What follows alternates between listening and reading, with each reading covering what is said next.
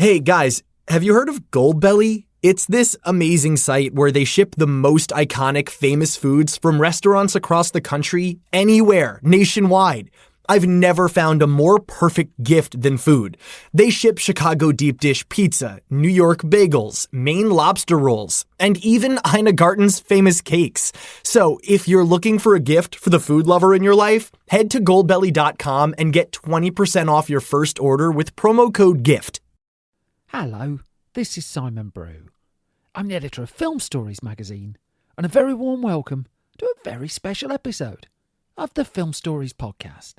Come with me. And I show you how deep the rabbit hole goes. And movies that had stories. That the story just sucks them in. This is just the beginning. Stories. We would be honored if you would join us.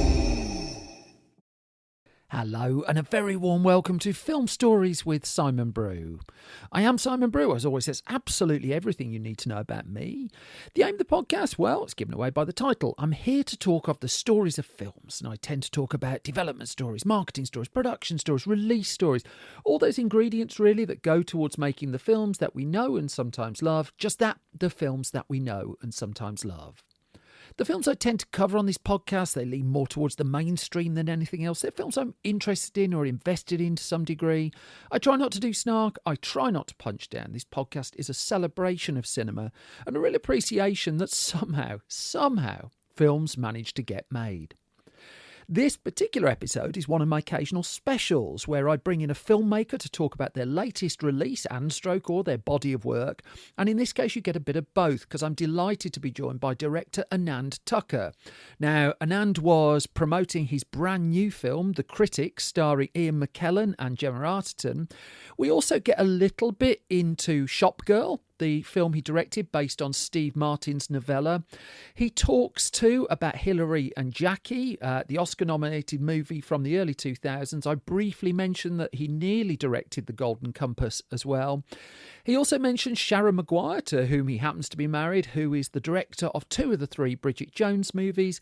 And one other bit of setup, I mention a new distributor here in the UK, True Brit Entertainment, that is putting films out into cinema. So we just talk a little bit about them, just in case you don't know what we're on about at that point. I think that's all you need to know going in, though. As always, I'm going to set this up with a clip from the trailer, in this case of The Critic, and then you'll hear my conversation with Anand Tucker, the other side of this. I'm the critic. I have power and influence. I'm the chief drama critic of the Daily Chronicle. Jimmy Erskine's never liked me. Hold your breath, for here is theatrical sewage. It's a disaster. You should talk to him. Over the last 10 years, you've compared me to livestock, creatures of the sea, and an extinct bird. It's going to stop. Oh, are you retiring? Tone it down. More beauty, less beast. We can restore the Chronicle to its rightful place as the most read family newspaper in the country. Watch your backs. He won't come up to the old guard. Beyond the paper. Anyone who threatens the reputation of this newspaper is an undesirable. You must practice your perversion behind closed doors. You're a cheeky old queer, ain't you? May I return the compliment?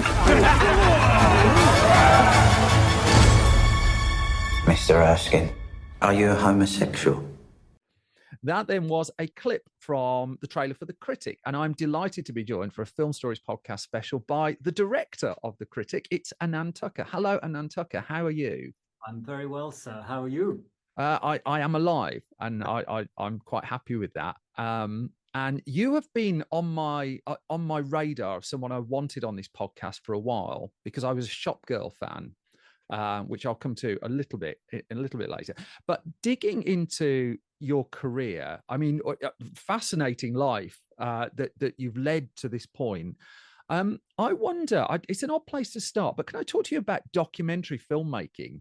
Of course. And how that sort of changes your relationship with actors? Because I didn't appreciate that you had done a series of documentaries in America around sport, which I would imagine going into that world relies so much on building trust with people to tell and share their stories. And I'm just wondering, can you just take us the story that got you into documentary filmmaking in the first place? Big question. Yes, the story of how I got there. Okay, I really wanted to be a pop star. I grew Okay. up in Thailand and Hong Kong. I was born in 1963, and so all the action, from what I could see, was happening over here in the UK, right?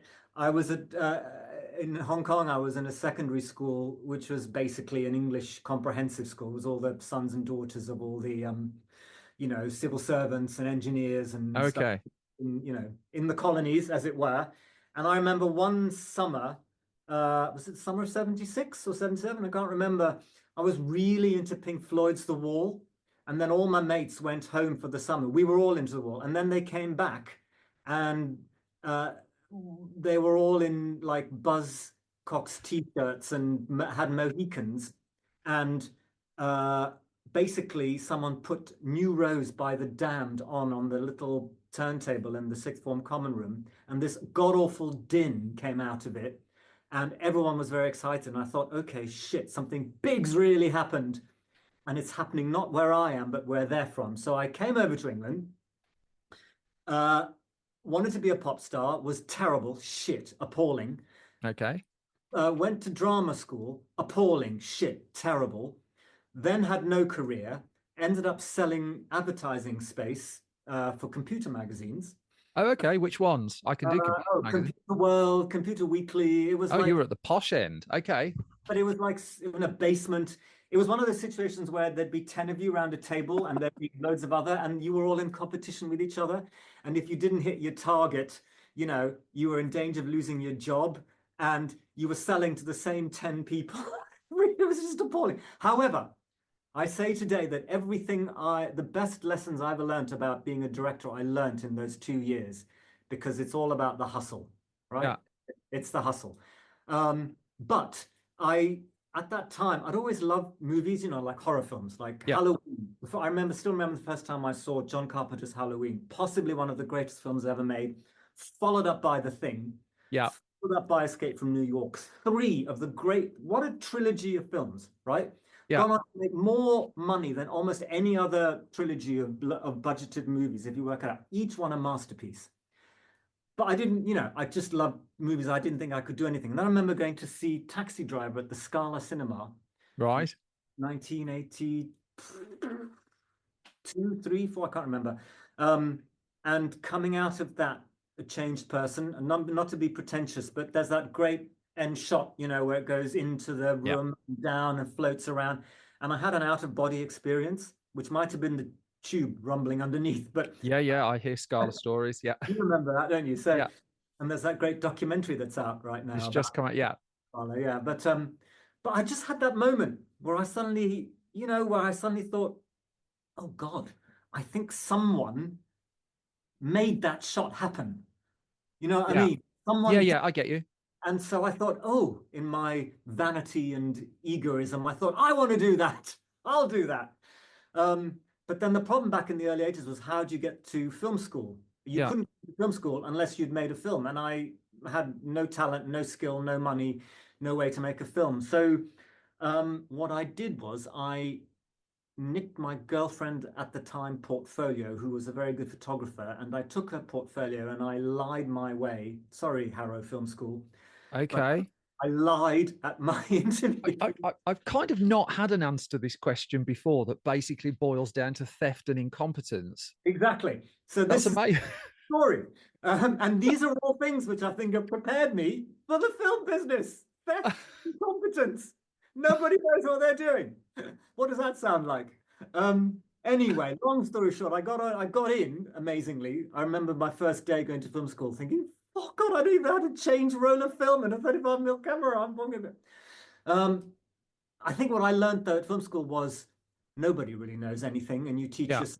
In the end, I taught myself how to shoot film from a book by Edward Dmytryk. Do you remember Ed Dmytryk? No. Tell more. Famous Hollywood director, did the Caine Mutiny. That was his most famous. Oh, okay. Wrote a book called On Filmmaking, where it literally showed you how to here's a wide shot, here's a mid shot, here's how you shoot it, here's how you cut it. Because film school, while it was great in the early 80s, very theoretical. You know, you learned a lot about ethnographical documentary filmmaking in Vietnam, or John Berger's ways of seeing. But those are my next questions, oddly enough. I just wanted to know, how do you just cut from a wide shot to a mid shot? So taught myself, and then here's the thing: I was really lucky. Coming out of film school in the late 80s, the BBC was still running. So it's a very long answer. Anyway, it was still running. They were still running a kind of apprentice scheme. They called it trainee AP scheme, and I got on somehow. Again, mainly bullshit and salesmanship, I think. And when I arrived at the BBC on this course, they take 12 people a year. I was the only person not from Oxbridge. Okay? Oh, interesting. And because at the time I was a member of the Hackney Communist Party, okay, I thought, what the fuck? This is the establishment in action. I'm not having this. I'm leaving. Thankfully, I didn't, because I had the best education. That was my apprenticeship. That's where I learned filmmaking. It was an extraordinary opportunity. I'm so lucky. And, you know, I arrived there just as an amazing producer called Michael Jackson was creating a show called The Late Show. Yeah. It was a remarkable, I mean, now you couldn't get away with it.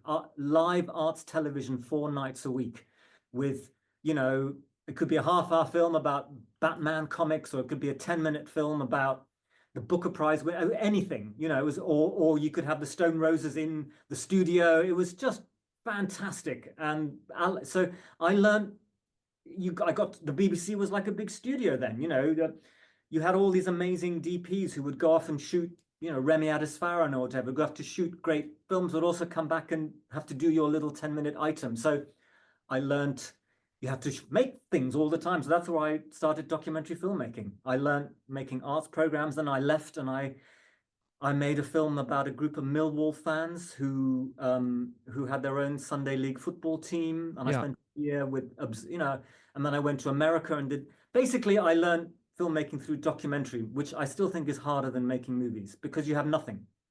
Yeah. And I think you have to learn all the art of making a story out of nothing in the cutting room when you're a documentary maker, you know, and those, So you, I mean, you talked about the hustle of selling computer. Sorry to drag you back down to computer magazines, which is something I have in common with you, oddly enough, but that's for another time.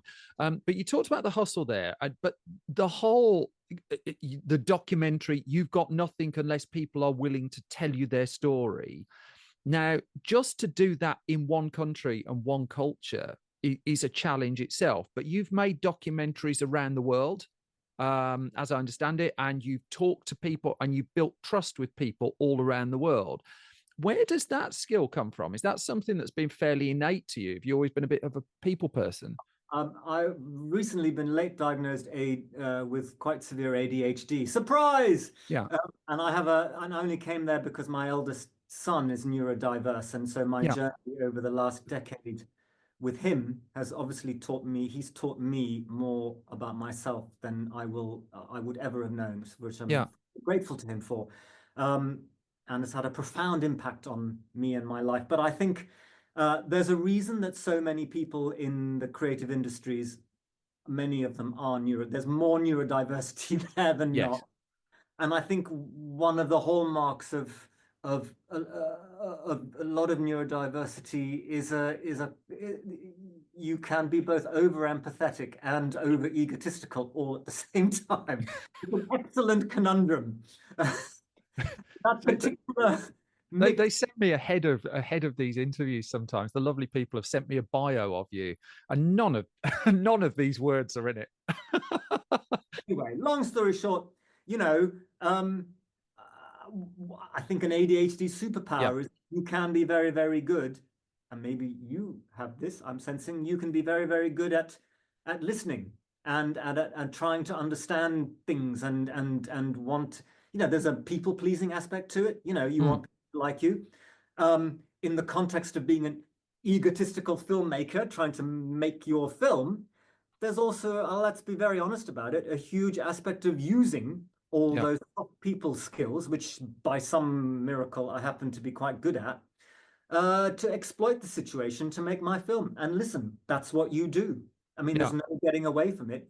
You make a relationship with people, and although it's a funny contract, whichever way you cut it, you're still exploiting them in order to try to get them to make the film the way you want. Now, it's obviously a difficult area because they also know what's going. But it's Yeah. complicated. It's not an easy thing, I think. But also running through A lot of your work. manipulation involved. That's what I'll say. Well, running through your work is a collection of astonishing writers that you've collaborated with. I struggle to think of too many directors who have a list that of an equal of Frank Cottrell Boyce, David Nichols, Philip Pullman, Steve Martin, Patrick Marber. I don't quite know the question to ask you there, because I see this list of writers and I see you, and clearly there's something about you that writers are trusting, really high profile, talented writers are trusting you with their work. I mean, can you give me any insight into that? I mean, the Critic is the adaptation, for the purposes of those listening, is penned by Patrick Marber, an incredible writer, and you've gained his trust. I read about how, you gained the trust of Steve Martin and people like that. Can you go into that for me? I'm quite good at making people like me. No, I don't know. But it might be that simple, mightn't it? There's clearly some trust thing that's working. Well, no, okay. I mean, maybe if I'm allowed to be pretentious for a moment, forgive me. I do find that it's very hard, because I do find a lot of what we talk about in this business a bit all po-faced and over. Yeah. But I guess in all seriousness, for a minute, I think. If there's anything that I think marks out, at least what I try to do in the films I made, is that I do look for kind of some human truth, something that feels connective emotionally. Okay. Yeah. Right. And I think sometimes it works and sometimes it doesn't. But I think writers can see that. And I think that I'm quite a good reader of scripts. So I think I can feel a writer. I can feel the color of what the writer is doing between the lines of their work. I think a lot, sometimes, not all the time. There's many scripts or writers that I haven't, got or connected with, or it's worked with, right? But I really try to put myself in the emotional, creative universe of what the writer's trying to do, and then I think I'm okay. I'm not bad at expressing that back to the writer so that they feel that I have seen them and their work. That in some way I understand it, right? How that plays out when the film gets made and you've been through the awful, terrible process and the reality of the filmmaking process, which is obviously a disastrous death of a million dreams. Monster resurrection of what you finally have emerged with after endless compromises, arguments, tears, disagreements, and all of that shit. You hope that at the end of that process, the film that you're left with, that the writer still feels there's some component of what they wanted or felt in it at the end of all of that. So does that make any sense? No. Well, not wanting to drag you down to destroyed dreams of filmmaking. I do want to touch on a film you didn't make. Don't worry, it's not The Golden Compass. No. Oh God. Which is a 60s spy thriller, A Forest of Mirrors. Yes. I believe it was called. Yeah. And it was interesting reading just some of the producer notes of that film and how closely they parallel what you've been saying about The Critic.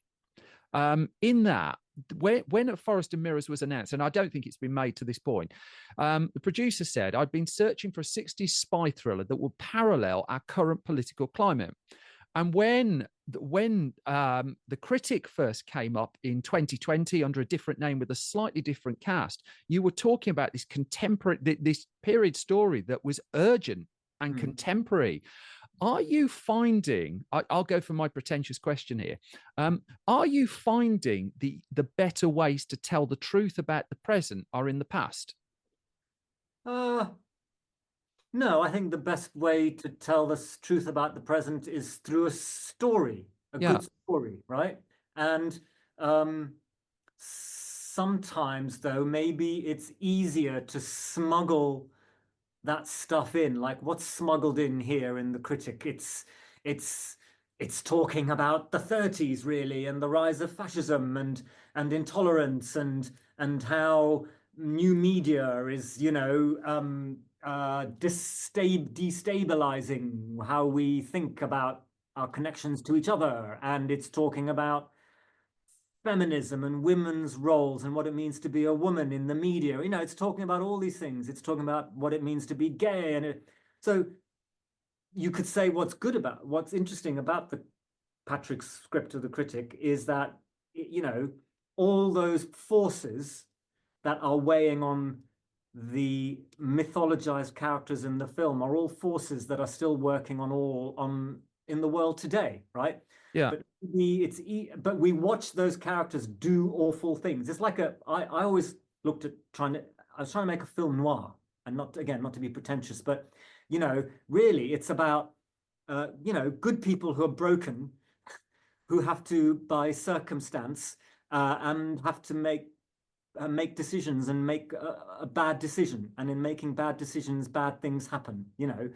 That's essentially the definition of film noir, right? It's like, and I guess my take on the world is, again, being vaguely pretentious, is I don't think they're bad people. Yeah.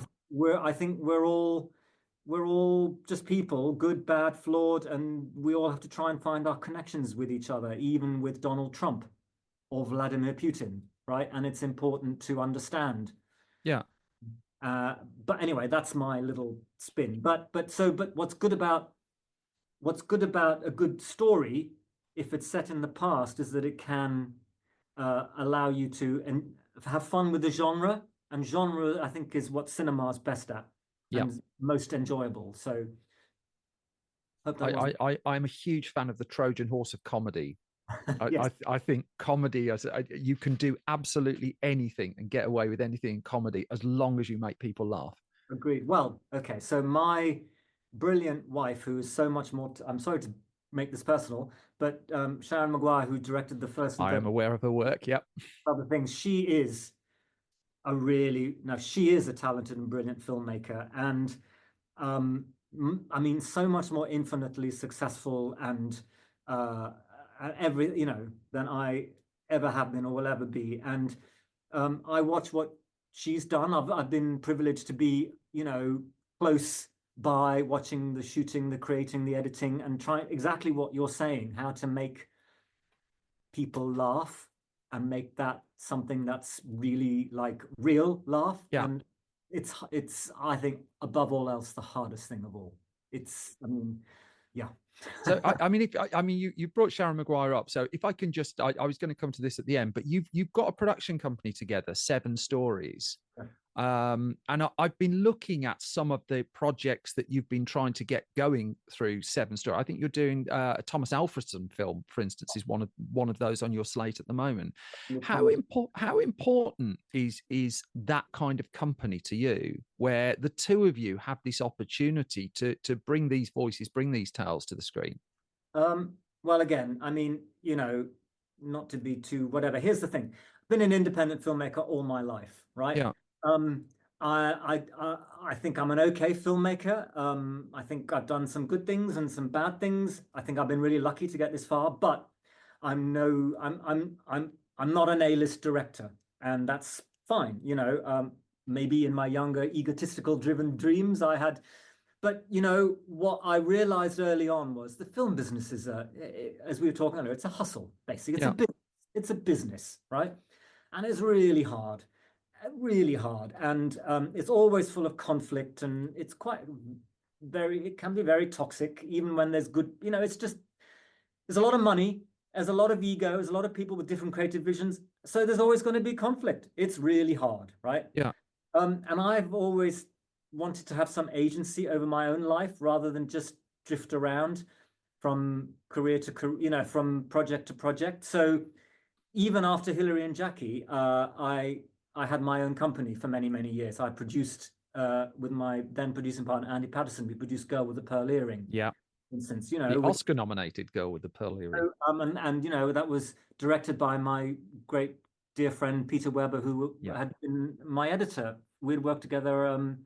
He'd been my editor for a while. So I always have had this ridiculous dream of working with people you love, which I think was probably my way of trying to protect myself in, because filmmaking's brutal. And, I've been in and out of Hollywood and I've had some great experiences and I've also been annihilated. So, Yeah. It's pretty brutal. And so I've always wanted to try and be an independent producer as well, both for myself and to make stuff. I think Seven Stories, what's important about that was that around the same time as that opportunity came up, we had our first child who turned out was neurodiverse, as I've said, and that prompted both of us to look at our lives, because you can't just go running off pursuing your filmmaking egotistical career if your family really, really needs you, And so we both had to make some big changes to our lives, and that involved looking at what we were doing and stuff. And we were lucky. We were offered the chance to set up a television company. And it's been really hard because TV, even though we both started there, we didn't start in drama TV. It's also really, it's a different ball game as well. And so it's taken time, but we're really lucky. We made our first big show for Disney Plus, which is a remaking of the retelling of Nautilus, the Byrne show Nautilus, 20,000 Leagues Under the Sea, which I was lucky to make with a wonderful producer and friend Xavier Marchand. So that was a 2.5-3 year experience of just producing. Yeah. It was a $200 million show with massive VFX, and we shot for a year. And I mean, it's an amazing experience. It'll never happen again because it was one of those big pictures that Disney Plus bought just when streaming was kicking off as it was a moment. And I mean, we're very lucky. It's just been out in France, where it was #1, and it's Amazon are putting it out here in the UK, and AMC will have it in America. So that's great. But a bit like with film work, I had the chance, because of All3Media's backing of us, to option some stuff we liked. And the Thomas Alfredson project is a case in point. It's a series of very British quirky sci-fi books called Europe in Winter series by an extraordinarily quirky British sci-fi writer called Dave Hutchison. Yeah. I cannot recommend his writing enough. It's like Len Dayton meets John Wyndham doing a sci-fi future set film. I'm just trying to think what that would look like. Yeah. Tinker Tailor as written by, and it is written by Peter Strawn, the writer of Tinker Tailor, right? Yeah. But sort of set in a 2060 anyway, I won't even go any further.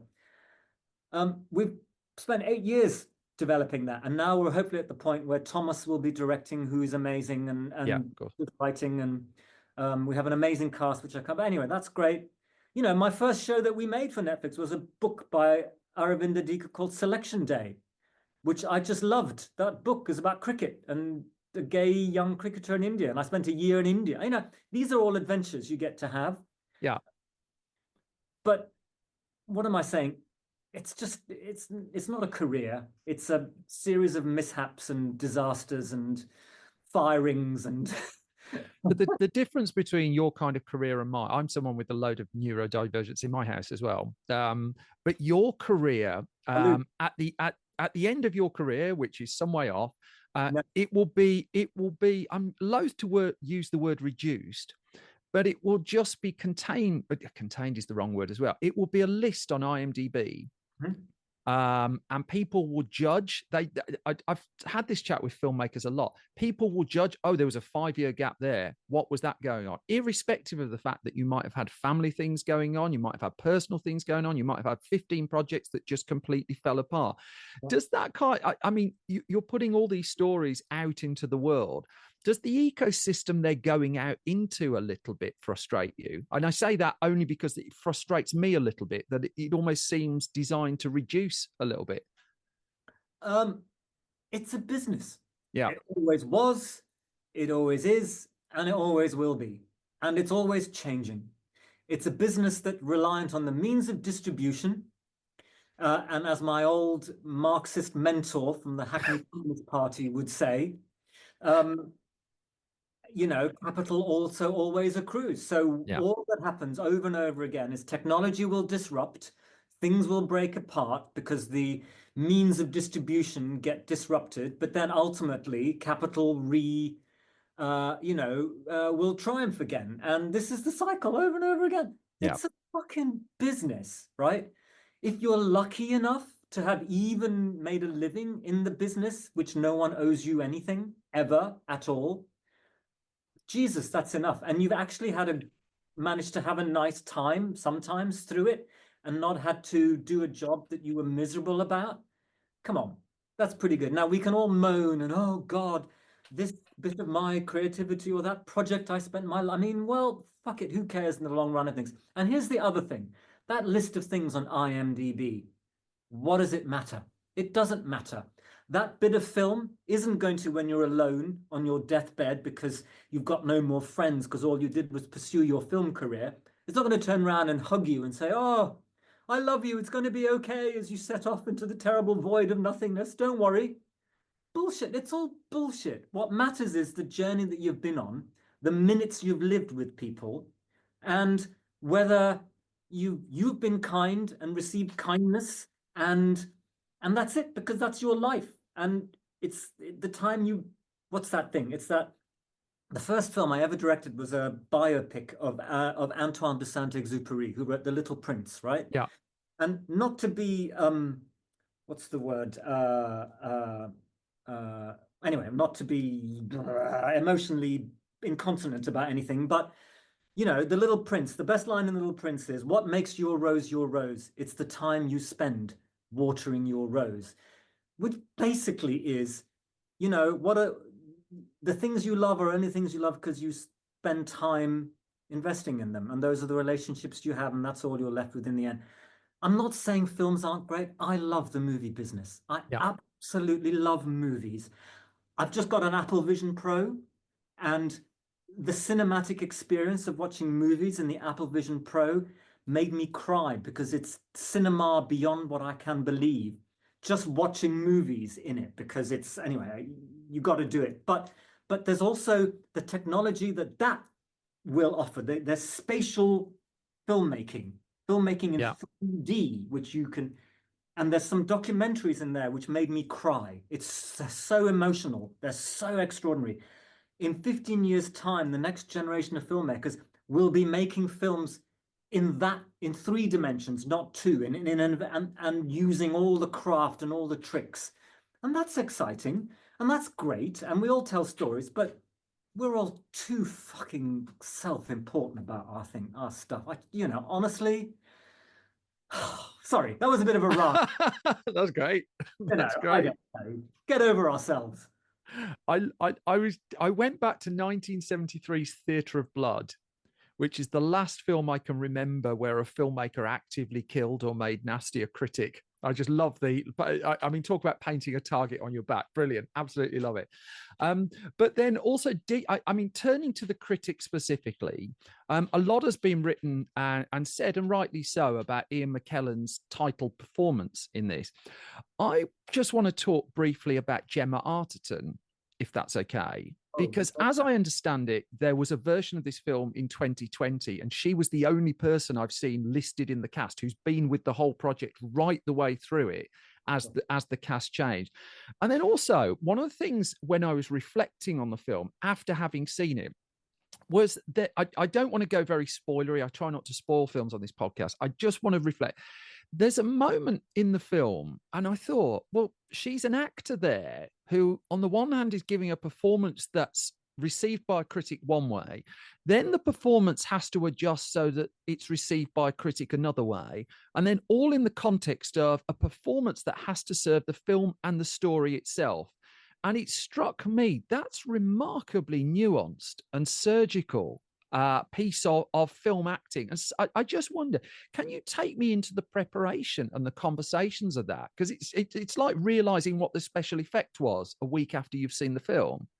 Well, here's the thing. You have brilliantly actually got right to the heart of what's literally possibly the technically hardest thing has done in the film. Putting aside, Ian's incredible in it, but that just on a technical level, what Gemma effortlessly put together there, I think is amazing, because she has to understand what acting on the stage is, and acting on the stage in that time in the 1930s, which is a different kind of I mean, that wasn't even on my list. That's just added another layer to it, hasn't it? It's a different language now if you go on stage, to what it was then. Yeah. So she had to know that, know how to do that badly, then do that well, and then know how to also give that to the camera. Yeah. Right? Which, as you rightly said, screen acting, it's just a completely different ball game from theatre acting. And so she did all of that, mate. I didn't do very much except, I think, make the camera be as still as it could as I was for that second moment. Just really let it be, and really let it be as still and quiet and with her as possible, But she did all of that. She did all of that. Gemma is, she's, I think she is one of the most underrated actors. Yeah.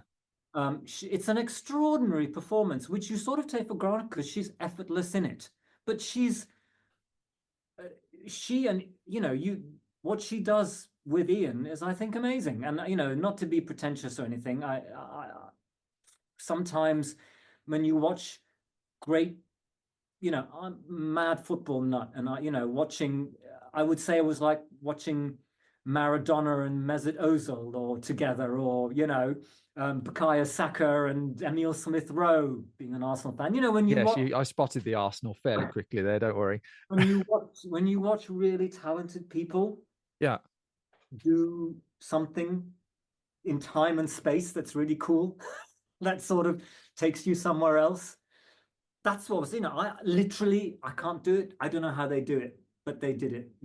I think so long as I hope that the frame I gave them allowed it to express itself best. Well, can we also just quickly touch on the light as well then? Because I was always taken with an interview David Fincher gave ages ago, because David Fincher, infamous for doing 7 billion takes and thinking, if I've got the camera equipment there, I'm just going to do everything. But in the midst of it, he gave a quote just saying, I could have a helicopter, or I could have some more equipment on the set. I'd rather have more equipment and more time on the set. So with independent movies in particular, and this one had a fragile existence for a while, as I understand it, where do you put your resources? Because the lighting in the film is really quite stark and extraordinary at times. You described this film noirish earlier on, and one of the basic definitions of film noir, of course, is to do with color. And your color palette, again, without spoiling the film, was not what I was expecting at all. Can you take me into your decisions there a little bit? As you say, these films are very fragile. Yeah. Nowadays, they're really difficult to get made. We had 5 weeks to make this film, and a lot of sacrifice. And the challenge was to create a credible 1930s world, which obviously is a world that has to live in your imagination. Yeah. And as you said, I wanted to make. It's a film noir to my mind. It's Double Indemnity. Right. The scene where Ian persuades Gemma to sell her soul to the devil. For me, there is no greater version of that scene than Barbara Stanwyck. Second scene in that movie with Fred, what's his name, and he's there, he's in by the end, right? And so that was the template for me. But color, I've always loved color. Yeah.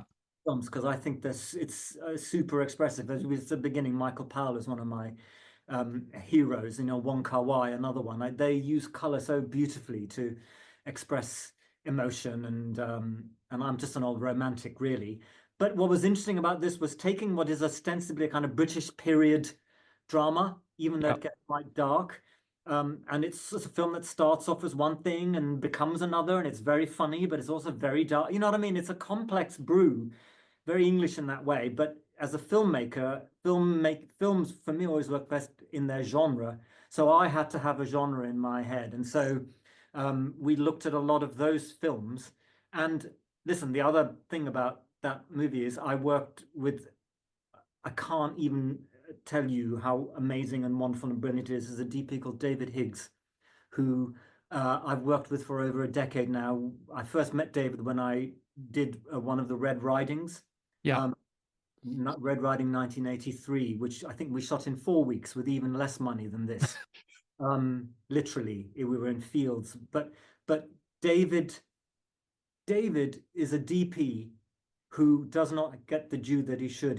He works so fast and efficiently, but his work is so extraordinary, and we just get on. I love him. I hope he likes the experience of working with me. And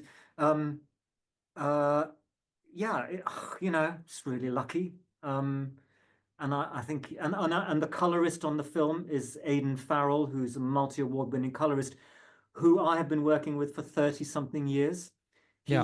My first documentary about Anne Rice, which I did when I left. It was my first ever independent film that I'd made, and so these are people who, I've worked with a long time in my own little way. So makes you brave to go for it, I guess. And the thing is, we had no money really, and so we could less is more. So the darker it is, the more smoke there is, and the more blacklight there is. The more we leave it to your imagination.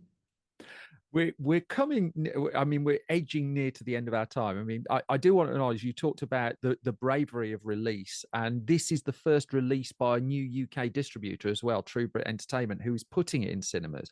Yeah. As a film fan, presumably the fact that it's going in cinemas is a big thing for you. I'm also conscious the last time you had a film in cinemas, it was up against Avatar. I'm just kind of, how are you feeling? I mean, I looked it up. I was just like, oh, that's timing. How are you feeling about this going out onto the big screen? Because that feels fragile as well at the moment, that anything under $100 million can get a decent cinema outing. Well, I can't believe it, honestly. Like every film goes through a crazy journey, and this one has too. We sort of had our sort of test screening was a public screening. We went to Toronto while we were still cutting the film, and because we had the opportunity, we were supposed to be having private test screenings and we didn't. So we learned our lesson.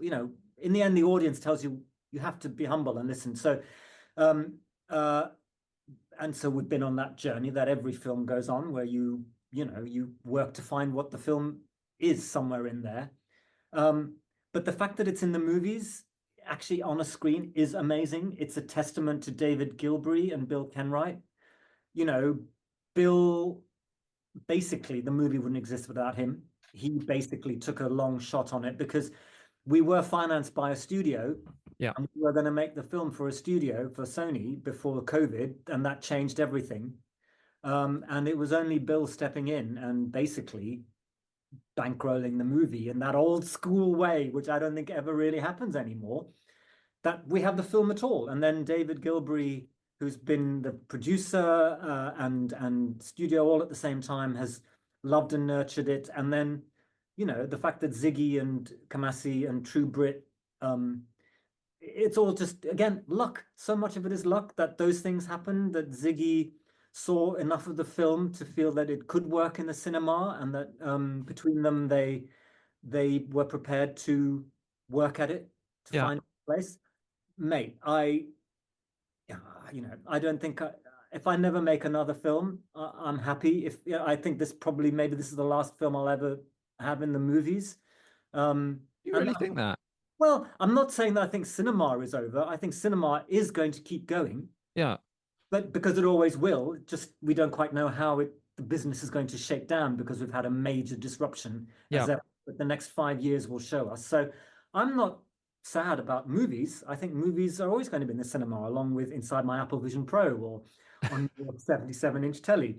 But I'm 61 as well, and they're hard to make, and there's so many young, talented filmmakers out there who deserve the space on the screen. I'm happy. I'm really lucky. I've had a fucking crazy ride. Just want to go. 61's nothing. Just go and ask Ridley Scott. He'll have 3 films out within a year. Like, you know. I don't know how he does it, honestly. No. Anand Tucker, thank you so much. We're out of time. The very best, and congratulations on your film. Thank you so much. So enjoyed it. And that was my conversation with Anand Tucker. The Critic is in UK cinemas as of, right about now, actually, the 13th of September 2004. And it brings to an end this episode of Film Stories as well. As always, thank you so much for listening. Thank you for your time. If I've not bored you completely, you can find more from me on Twitter and on Blue Sky at Simon Brew. You can find the Film Stories Project on Twitter and Blue Sky at Film Stories, on Facebook at Film Stories Online, at youtube.com/Film Stories. Loads of stuff we're putting up there at the moment. You can see me live if you go to the Midlands Arts Centre on the 25th of September 2024. If you just go online and search Mac Birmingham, MAC space Birmingham, and then just look for Film Stories Live there. Tickets are currently on sale. Our shop, store.filmstories.co.uk, has our print film magazines. Print film magazines, madness. Who would do those? Me. And then if you go to www.filmstories.co.uk, that is our entertainment website with films and TV, news, reviews, features, things like that, all without clickbait. Again, imagine, no clickbait. You can find it at filmstories.co.uk. Main thing, as always, is you all take care and you look after yourselves, and I will be back soon with another bunch of Film Stories. Bye-bye.